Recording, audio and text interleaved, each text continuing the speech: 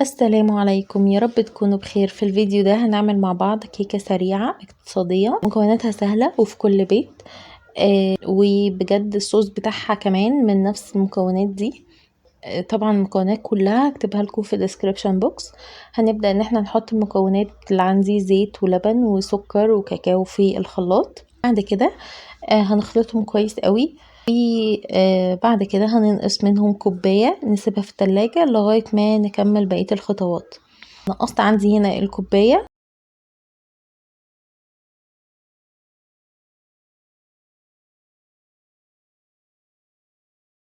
وبعد كده هبدأ ان انا اضيف البيض، بيضتين مع الفانيليا. وبرضو هنبدأ ان احنا نخلط كويس قوي الخليط ده بالبيض في الخلاط، كله في الخلاط، مش هنعمل حاجة على ايدينا الا بس لما نخلط بقى الدقيق. بعد كده بعد ما خلطنا البيض فانيليا، هجيب عندي طبق احط فيه الدقيق على البيكنج باودر واخلطهم مع بعض، وبعد كده انزل عليهم بالصوص بتاعي اللي كان في الخلاط.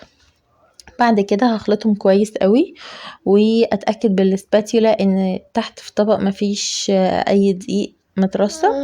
وبعد كده هجيب عندي الصينيه، انا رشيت عليها رشتين زيت بس لان هي مش بيلزق فيها حاجة. بس لو في صينية مثلا ألمونيوم ممكن هنرش زيت ونبدره بدقيق او سمنة ونبدرها بدقيق.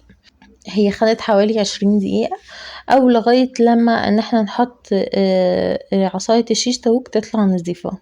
ده بقى شكل الكيك عندي بعد ما خرج من الفرن. بعد كده هجيب بقى الصوص بتاعي اللي انا حطيته في التلاجة، هزين بيه الكيك كده من على الوش. وكان عندي شوكولاتة بيضة سيحتها بشوية لبن وزيت، سيحتها عندي في الميكرويف على اساس بس ان انا اعمل شكل على الوش كده. وبس كده. دي الكيك بتاعت النهاردة، سريعة جدا وبجد طعمها جميل، والصوص بتاعها بجد لوحده طعمه خرافي. جنب بقى ايس كوفي او شاي، وبألف هنا. جربوها وقولولي رأيكم، واشوفكم على خير الفيديو الجاي.